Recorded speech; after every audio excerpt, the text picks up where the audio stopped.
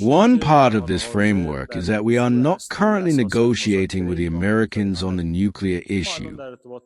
Instead, we have expressed our readiness to negotiate on ending the war, on managing and exercising the Islamic Republic of Iran's sovereignty over the Strait of Hormuz, on damages and compensation for the recent war against the Iranian nation, and on recognizing our rights, lifting sanctions, and rescinding UN Security Council resolutions against Iran. Mojtaba Khamenei's camp appears to be making a decisive move after Trump's Operation Freedom seemingly failed to shift the balance in Hormuz. Iran is now drawing a firm red line in the Strait of Hormuz as tensions continue simmering around the world's most critical oil route. Figures close to Mojtaba are warning Washington to accept Iran's so-called legal regime in Hormuz or risk further escalation in the Gulf. At the same time, Tehran has unveiled a new Hormuz mission even as Donald Trump continues pushing for a broader peace deal. Tensions continue to simmer between Iran and the United States military around the increasingly volatile Strait of Hormuz flashpoint. An Iranian lawmaker claimed that only the IRGC Navy would ultimately determine which vessels are allowed to cross the Strait of Hormuz. Iranian MP Ghaysem Ravanbakhsh reportedly stated that no ships would be able to pass through the strategic waterway easily anymore. The Iranian parliamentarian further claimed that the United States would eventually be forced to accept Tehran's legal regime in the strait. Iran also accused Washington of relying on proxy partners, including the UAE, to maintain energy supplies for America and Europe.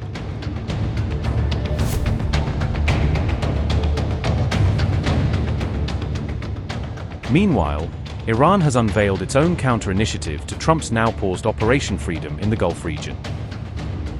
Iran's Ports and Maritime Organization announced that it is prepared to assist commercial vessels crossing the Strait of Hormuz. According to reports, Tehran plans to provide maritime guidance, technical support, and emergency medical assistance to passing ships. Fuel supplies and additional logistical provisions are also expected to be offered to vessels navigating through the Strait of Hormuz. The announcement is reportedly scheduled to be broadcast 3 times daily for 3 consecutive days through maritime communication networks. Commercial shipping commanders were also informed about Iran's new Hormuz transit plan, according to Press TV.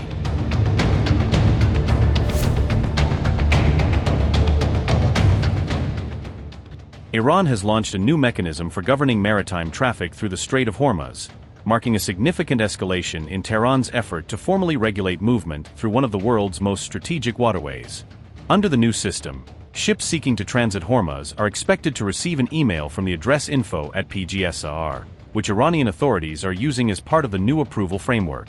According to Press TV, Iran will use that email channel to lay out the rules and regulations that vessels must follow in order to secure what it calls safe passage through the strait. Reports say ships will be required to comply with this framework and obtain a transit permit from Iran before entering the choke point, effectively placing passage under a formal Iranian authorization process. Iranian state media describes the initiative as a sovereign governance system that is now operational, underscoring Tehran's intention to present the move not as a temporary threat, but as an established regulatory reality.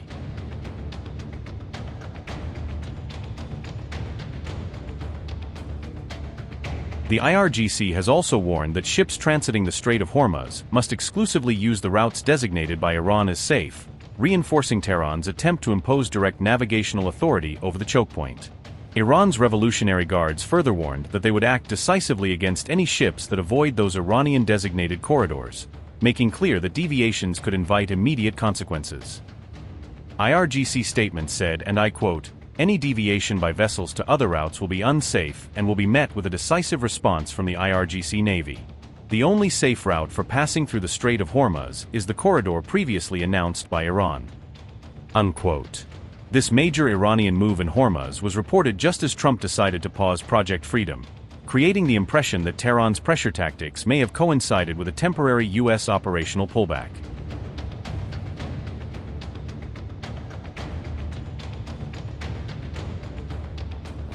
With peace talks going nowhere, Donald Trump suddenly moves to halt his much-touted Project Freedom in the Strait of Hormuz, signaling a sharp tactical pause in the US-Iran showdown. The White House now says American warships will temporarily pull back from active escort duty in Hormuz, easing direct confrontation even as tensions in the waterway remain high. Trump insists the pause in Project Freedom is only for a short period, presenting it as a calculated move rather than a climb down under Iranian pressure. The announcement dropped on Trump's social platform just one day after the operation began, prompting fresh questions about why the mission was dialed back so quickly. Donald Trump said, and I quote, based on a request of Pakistan and other countries, "The tremendous military success that we have had during the campaign against the country of Iran, and additionally, the fact that great progress has been made toward a complete and final agreement with representatives of Iran, we have mutually agreed that while the blockade will remain in full force and effect, Project Freedom, the movement of ships through the Strait of Hormuz, will be paused for a short period of time to see whether or not the agreement can be finalized and signed," unquote. Trump frames the step back as proof that negotiations with Iran are making great progress, hinting that a broader agreement could be within reach. He also credits Pakistan and other mediating nations, saying they urged Washington to ease off militarily to give diplomacy room to work. Even with escorts paused, the US blockade on Iran's port stays firmly in place, keeping economic pressure on Tehran while warships step slightly back from the front line. The abrupt shift has fueled debate over whether Project Freedom actually met its goals, or whether it stalled before it could change realities in Hormuz. The Pentagon, meanwhile, stresses that recent clashes saw Iranian boats, drones and missiles destroyed, portraying the short-lived operation as a battlefield success despite the pause. In Washington, Marco Rubio confirmed that the offensive phase of Operation Epic Fury against Iran has been wound down, signaling a major shift in the US war posture. On the rising oil and gas prices, the president has said that this is a small price to pay for getting rid of a nuclear weapon. But 10 weeks in, are we any closer to getting rid of Iran's nuclear material? Yeah, but look, here's the way to think about Iran, and this is what I described at the very beginning of this. What was Iran's plan? You have to understand what their plan was. Their plan was they were going to build this conventional shield where they would have so many thousands of missiles and drones and rockets that they couldn't be attacked. And behind that conventional shield that they were trying to build, they would then break out and do whatever they wanted with their nuclear program. They no longer have that conventional shield. Okay, we told you guys from the very beginning, and we're very consistent in this messaging. The operation that has concluded was going to destroy their navy. They have no navy left. They don't. Not a navy. They have small boats and Boston whalers, but they don't have a navy left. They don't have an air force. I challenge you. When is the last time you read or heard about an Iranian jet flying anywhere? They don't have an air force. Their missile launching capability has been substantially degraded, and their industrial base, their defense industrial base, has been severely, severely damaged. So their ability to build a shield behind which they could hide their nuclear program was wiped out. That's a very substantial achievement, and that was the purpose of this operation from day one. Their nuclear material in order for this war to end. Well, that's one of the topics that needs to be discussed. I don't know about. I think you're linking it. The operation is over. Epic Fury, as the president notified Congress, we're done with that stage of it. Okay, we're now on to this project of freedom. As far as a negotiation is concerned, I think the president's been clear that part of the negotiation process has to be not just the enrichment, but what happens to this material that's buried deep somewhere that they still have access to if they ever wanted to dig it out. That has to be addressed, and that's being addressed in the negotiation. I'm not going to go further on what progress has been made on that topic because I don't want to endanger the negotiations, but suffice it to say that the president and this entire team is aware of the centrality of that question, and that will have to be addressed one way or the other.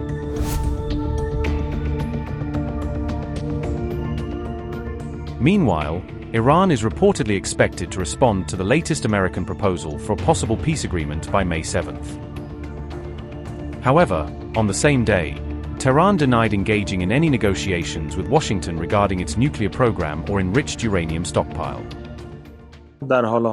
Currently, we have no direct negotiations with the Americans. Our Pakistani friends are acting as intermediaries, relaying messages back and forth. In fact, they are seeking to reach an agreement. We have a framework for negotiations, indirect negotiations, in fact, being conducted through Pakistan. One part of this framework is that we are not currently negotiating with the Americans on the nuclear issue. Instead, we have expressed our readiness to negotiate on ending the war, on managing and exercising the Islamic Republic of Iran's sovereignty over the Strait of Hormuz, on damages and compensation for the recent war against the Iranian nation, and on recognizing our rights, lifting sanctions, and rescinding UN Security Council resolutions against Iran.